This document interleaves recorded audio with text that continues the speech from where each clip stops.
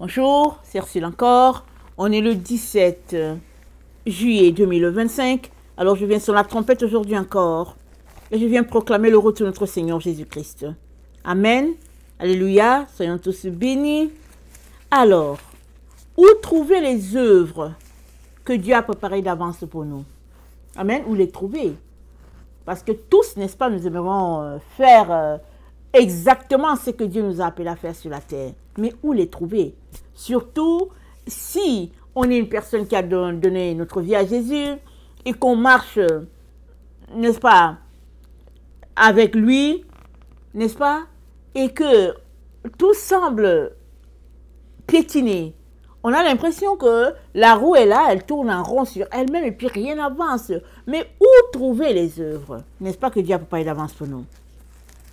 Alors allons-y, n'est-ce pas, regardez dans le psaume 139, le verset 14 à 17, voilà ce que le roi David nous dit. Parce que pour commencer, sache que tu n'es pas le fruit du hasard. Amen. Tu n'es pas le fruit du hasard sur la terre. Alors tu es venu sur la terre pour pratiquer une œuvre que Dieu a pensée, n'est-ce pas? Avant même qu'il t'envoie, il avait déjà pensé.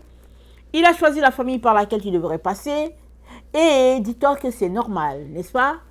Que venant dans une famille, c'est normal que les parents fassent des plans sur toi. C'est comme ça fait partie de la vie. Et souvent, hein, les parents n'ont même pas le choix. Parce que ce sont les grands-parents qui font le plan sur toi et les parents subissent seulement ce que la famille a dit. On dit, non, voilà, celui-ci, nous avons besoin de telle personne, voilà ce que la personne sera. Donc, dis-toi que c'est normal. Ça fait partie, parce que tu fais partie de cette famille et chaque famille a ses habitudes. Maintenant, où c'est pas normal, c'est qu'ils veuillent outrepasser Dieu. Et c'est là que, si tu as donné ta vie à Jésus, c'est de leur dire, n'est-ce pas, que toi tu penses que Dieu a quelque chose pour toi et que tu aimerais marcher dans ses voies. C'est normal que tu leur dises. Et en tant que parent, en principe, ils vont t'écouter. Ils vont s'asseoir pour t'écouter. Mais je ne dis pas qu'ils vont t'aider à aller dans la direction que tu veux. Mais ils vont s'asseoir pour t'écouter. Alors, si leur cœur est porté vers Dieu, ils vont s'y prier avec toi, n'est-ce pas? Pour que Dieu, n'est-ce pas, puisse aussi les aider à t'orienter. Mais si leur cœur est porté vers l'argent, alors tu viens, n'est-ce pas, d'être en face d'un mur. Parce qu'ils vont te dire, ah non, nous, on t'a mis à l'école pour ceci, on a investi pour cela, parce qu'on pense que tu vas rapporter l'argent et puis ça va faire ceci et ça va faire cela. Il est hors de question que tu ailles sur l'autre voie. Surtout si tu dis qu'on t'a appelé à prêcher la parole de Dieu. Excusez-moi de rire. Surtout si tu leur dis que Jésus-Christ t'a appelé à rassembler le troupeau, alors ils vont se dire, ok, celui-là ou celle-là, il faut qu'on la maîtrise à temps avant qu'elle gaspille l'argent. Amen. Ça fait partie. Et Jésus-Christ a dit quoi? Il a dit, un disciple accompli sera comme son maître. Ils m'ont persécuté, ils vous persécuteront. Très souvent, c'est que les parents ne savent pas. Ils sont omnibulés par, n'est-ce pas, par leur projet pour toi. Et souvent, ce sont les émotions, n'est-ce pas, qu'ils n'arrivent pas à maîtriser, qui fait qu'ils débordent dans les émotions. C'est des êtres humains. Pardonne-leur. Mais c'est à toi d'aller entendre Dieu. Oui, il peut arriver que Dieu puisse leur parler parce que tu n'entends pas encore. Il peut arriver qu'il puisse leur parler parce qu'il veut confirmer ce qu'il t'a dit. Il peut arriver. C'est Dieu qui décide. Mais pour ce qui est, n'est-ce pas, de savoir ce que tu es venu faire sur la terre, c'est Dieu qui peut te le communiquer et c'est dans ta relation avec toi. C'est dans ta relation avec lui, excuse-moi. Alors, David dit, le psaume 139, le verset 14, « Je te loue de ce que je suis une créature si merveilleuse. Tes œuvres sont admirables et mon âme le reconnaît bien. Mon corps n'était point caché devant toi. Lorsque j'ai été fait dans un lieu secret tissé dans les profondeurs de la terre, quand je n'étais qu'une masse informe, tes yeux me voyaient. Sur ton livre étaient tous inscrits les jours qui m'étaient destinés, avant qu'aucun Dieu existât, que tes pensées, ô Dieu, me semblent impénétrables, que le nombre en est grand. Amen. Que tes pensées me semblent impénétrables. Le nombre en est grand. On ne peut pas appréhender tout ce que Dieu a pour nous. On ne peut pas. Même si Dieu te le disait maintenant, n'est-ce pas, il serait en train de gaspiller l'énergie. Parce que tu ne peux pas les saisir et puis ça ne va pas t'avancer. Il le dit, il te communique ta mission au jour le jour. Il ne va pas te dire en 2025 ce que tu dois savoir en 2027. Il ne va pas te le dire. Il va garder. Parce que tu ne dis pas à un enfant, n'est-ce pas, de 10 ans, hein, ce qu'il devra savoir quand il aura 25. Non, tu attends.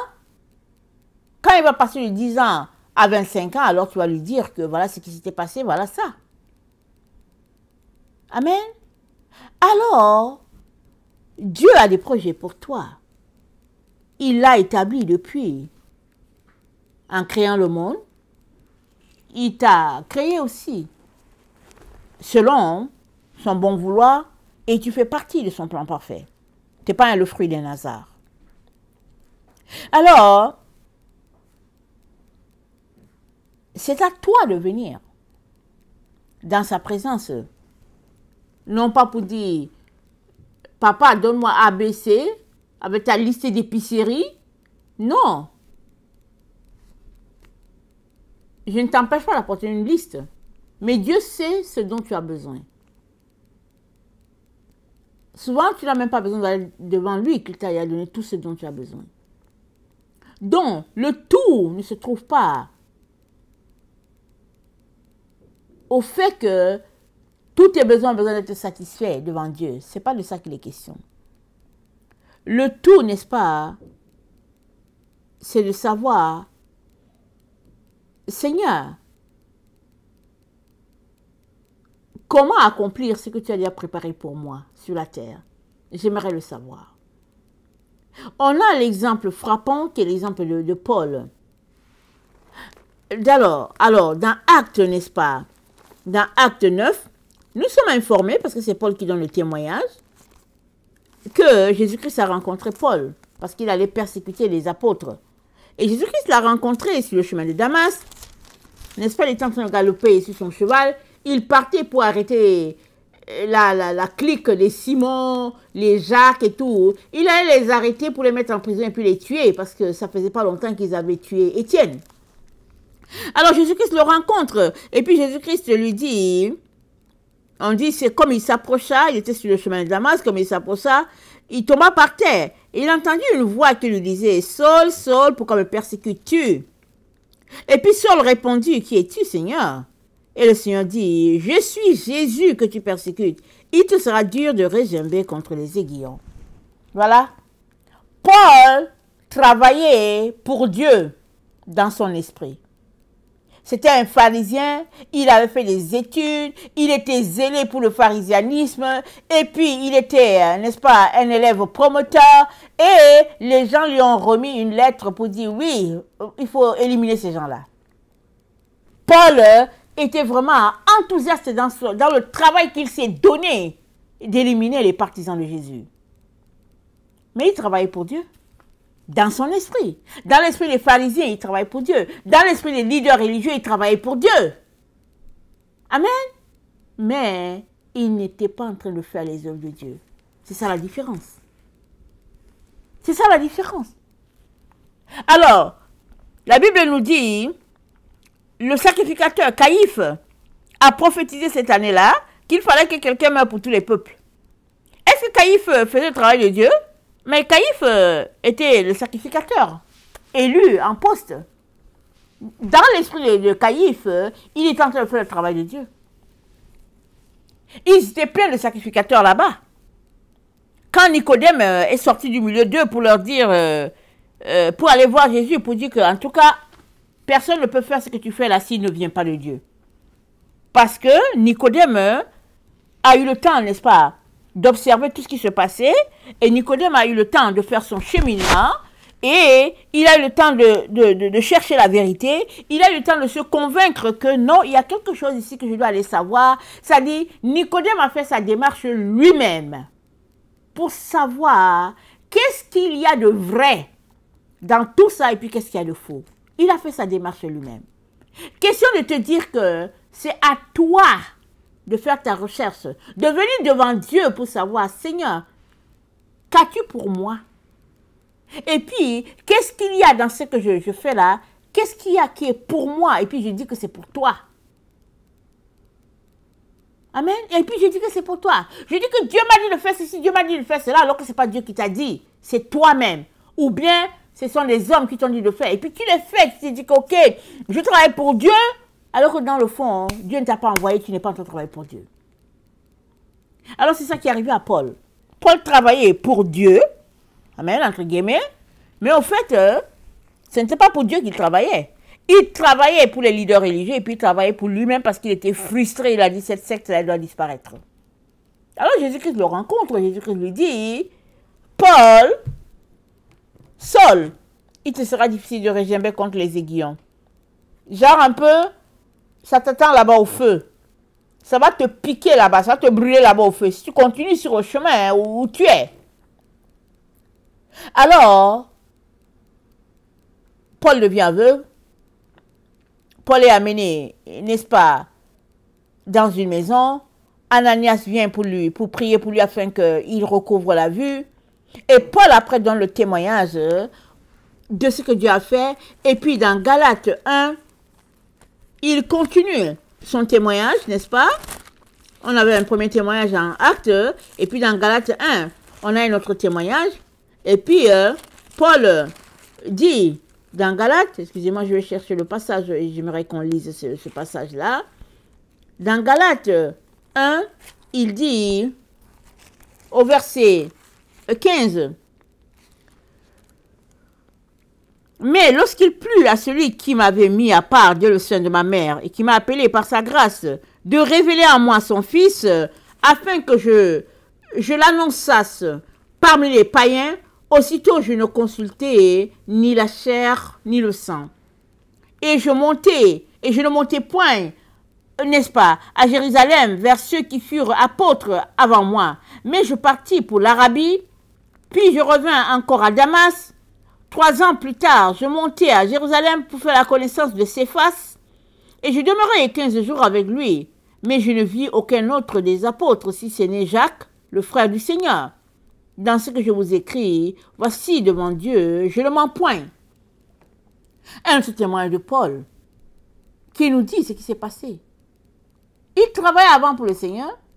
Après, Jésus-Christ l'a rencontré et il est resté, n'est-ce pas, à découvrir le Seigneur. Il est resté à l'école du Seigneur, à l'étude du Seigneur, à chercher à comprendre les Écritures, qu'est-ce qui est de Dieu, comment ça correspond à Jésus-Christ, n'est-ce pas, celui qui devait venir, l'agneau de Dieu qui ôte le péché du monde.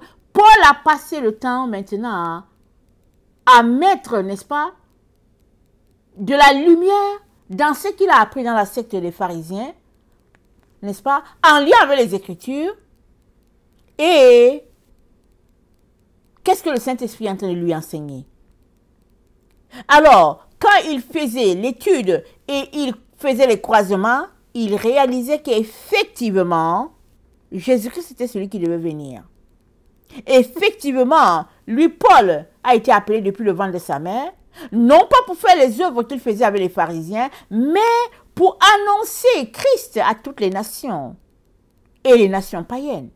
Et c'était écrit qu'il irait en prison, que là-bas il écrirait des lettres qui nous parviendraient jusqu'à nous aujourd'hui. Tout ça c'était écrit. Mais tant et aussi longtemps que Paul continuait de suivre ces pharisiens-là, il n'allait pas accomplir l'œuvre de Dieu. Il n'y avait pas moyen pour Paul d'accomplir la volonté de Dieu pour lui. La seule manière qui ait été possible, c'est que Jésus-Christ puisse le rencontrer et qu'il y ait une coupure claire et nette avec ce que Paul faisait avec les pharisiens Et maintenant, Paul est devenu disciple de Jésus. Et maintenant, Paul a pu saisir ce que Dieu voulait pour lui. Et dans la recherche de chercher la volonté de Dieu, Paul a su ce que Dieu voulait, Dieu attendait de lui. Alors, c'est si important que ce soit toi qui cherches la face de Dieu. Parce que même quand Agabus est venu, il a pris la ceinture de Paul, il dit que oui, l'Esprit de Dieu dit que cette personne-ci, à qui appartient la ceinture, sera liée et que les leaders vont l'arrêter. Et puis, on va l'amener, on va le faire traduire, n'est-ce pas, en justice. Alors que Agabus donnait sa prophétie, n'est-ce pas, les gens se sont mis à pleurer. Ils disent à Paul, ne pars pas. Il pleure, ne pars pas, ne pars pas. Mais Dieu avait déjà parlé à Paul. Dieu avait dit à Paul, c'est ça qui va t'arriver. Tu vas aller en prison. Mais eux, ils ont reçu la même chose. Mais ils ont compris que Paul ne devait pas aller. Paul a dit quoi? Vous voulez m'empêcher de faire la volonté de Dieu? Je dois y aller. Il n'y a que Dieu, n'est-ce pas, qui peut te confirmer exactement ce que tu dois faire. Les autres vont dire, ok, mais on a reçu la prophétie, il n'a pas bien compris, elle n'a pas bien compris. Voilà comment ça devrait se passer, etc., etc. Mais Dieu que tu as rencontré dans ton lieu secret va te dire, effectivement, ce que tu as reçu, je l'ai communiqué à plusieurs, mais voilà le chemin par lequel j'aimerais que tu passes pour la réalisation de ce projet qui est mon projet. Parce que tu es, n'est-ce pas, l'envoyé de Dieu. C'est à toi que Dieu va communiquer la chose d'abord, parce que tu as besoin de savoir pourquoi tu es là. Maintenant, Dieu va donner confirmation. Maintenant, c'est aussi aux autres de prier pour dire, Seigneur, est-ce que j'ai mal compris? De te soutenir, Seigneur, viens à mon secours. Aide-moi à comprendre, à soutenir ce frère, à soutenir cette sœur. C'est dans une recherche de la volonté de Dieu qu'on va finir par connecter à la volonté parfaite de Dieu. Mais si tu ne veux pas rechercher la volonté de Dieu et que tu attends que les gens te disent à gauche, à droite, je peux te garantir qu'ils vont te faire tourner en rond. Ils vont te dire, ouais, Dieu m'a parlé, il faut que tu ailles à droite, tu t'en vas à droite. Mais qui t'a envoyé? Oh, mon leader m'a envoyé à droite, ok, te voilà à droite. Voici un autre leader va se lever. Dieu m'a parlé, il a dit que c'est à gauche. Ok, te voilà, tu pars à gauche. L'autre se lève. Dieu m'a parlé, il dit que c'est par derrière. Te voilà qui retourne par derrière. Tu ne peux pas fonctionner comme ça. Tu ne vas pas t'en sortir. Tu ne vas pas t'en sortir. Et puis, ce n'est pas à eux de savoir ce que Dieu t'a dit. C'est à toi. Mais si tu ne prends pas le temps avec le Seigneur, comment sauras-tu? Amen. Comment sauras-tu? Donc, ta soif de connaître ce que Dieu a pour toi doit être étanchée devant le Seigneur. Ce n'est que le Seigneur qui va te communiquer ce qu'il a pour toi. Et il aimerait tant que tu viennes parce qu'il veut te communiquer beaucoup de grâce. Parce qu'il t'aime. Mais si tu ne viens pas, mais tu vas passer à côté de toutes les bonnes choses que Dieu a pour toi. Dans Ésaïe 64, dans Ésaïe 64, au verset 4, voilà ce qui est dit. Ésaïe 64, le verset 4. Tu vas au-devant de celui qui pratique avec joie la justice, de ceux qui marchent dans tes voies et se souviennent de toi. Mais tu as été irrité parce que nous avons péché, et nous en souffrons longtemps, jusqu'à ce que nous soyons sauvés. Mais tu vas au-devant de la personne qui cherche ta face. C'est ça que Dieu fait. Il va à notre devant. Ésaïe 65, le verset 9. Je ferai sortir de Jacob une postérité, et de Juda un héritier de mes montagnes. Mes élus posséderont le pays, et mes serviteurs y habiteront. Le Saron servira de pâturage au menu bétail, et la vallée d'Accord servira de gîte au gros bétail. Pour mon peuple qui m'aura cherché. Pour mon peuple qui m'aura cherché, Dieu va communiquer les grâces. Si bien que dans la vallée d'Accord, c'est le gîte du gros bétail. Et la précision est de taille. Mais il faut aller dans la présence de Dieu pour savoir où se trouve le gîte, d'accord? Parce que Dieu dit ça, c'est pour le gros bétail.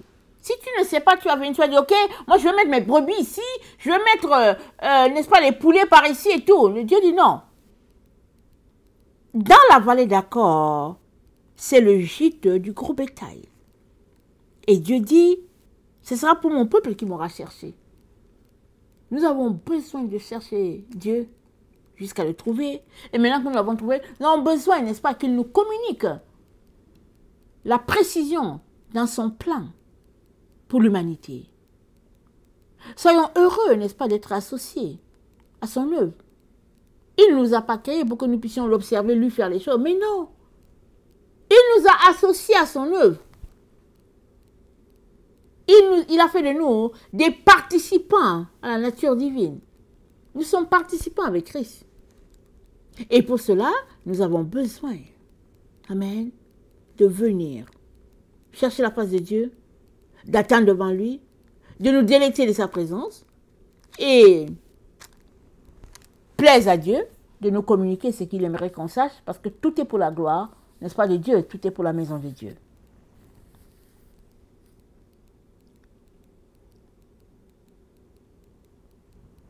Les œuvres de Dieu, n'est-ce pas, sont les œuvres que Dieu aimerait nous communiquer. Il ne veut pas les cacher. Il aimerait que tu saches pourquoi tu es là. Toi aussi, tu as besoin d'avoir cet engouement de savoir. Tu as besoin d'être passionné par ce que Dieu a pour toi. Et puis de dire, Seigneur, mais c'est où? Mais où est-ce que tu m'envoies? Je veux savoir. Et c'est normal que tu saches. Mais si tu es amorphe, que ça ne te dit rien, comment Dieu va-t-il te communiquer ce qu'il a pour toi? Quelqu'un d'autre va venir te tromper pour dire, tu sais quoi, Dieu m'a parlé aujourd'hui et toi, il m'a dit que tu devrais aller à telle montagne. Et puis toi aussi, tu te dis, ah ok, il ne m'a pas parlé, mais je vais y aller. Mais qu'est-ce qui te prouve que la personne te dit la vérité et qu'elle n'est pas en train de te mentir? Qu'est-ce qui te prouve que c'est Dieu qui lui a parlé? Est-ce que tu connais la personne?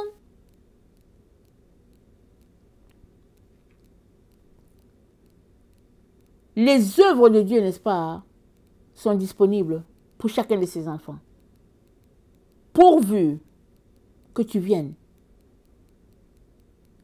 Et il te dotera de tout ce qu'il aimerait que tu saches pour, n'est-ce pas, la gloire de son royaume. Parce qu'il ne s'agit pas de toi seul. Il s'agit de toute la maison de Dieu. Tu n'es pas le seul enfant du Père.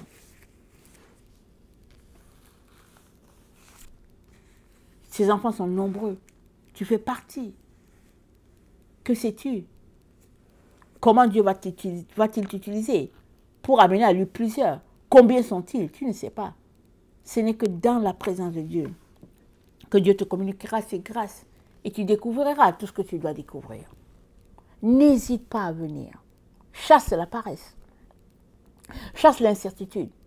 Ne viens pas pour dire, ok, aujourd'hui je m'en vais chez Dieu, je m'en vais dans la présence de Dieu, je veux qu'il me dise ce qu'il m'a appelé à faire aujourd'hui. Mais non. Tu vas dans la présence de Dieu pour bâtir ta relation avec Dieu ton Père. Tu l'as bâti, tu l'as nourri, tu apprends à le connaître et à dépendre de lui. Et lui, n'est-ce pas, il t'éduque. Et quand il verra que tu es assez mature, il va te donner une information. Une après l'autre. Parce qu'il sait que tu es mature. Mais s'il voit que tu n'es pas capable de supporter l'information, il ne veut pas te la donner. Parce qu'il t'aime. Jusqu'à ce que, n'est-ce pas, ça sera ainsi, jusqu'à ce que tu sois mature. Et qu'il pense que c'est le bon moment de te communiquer ses grâces et il va te le communiquer. Amen. Que le Seigneur bénisse sa parole.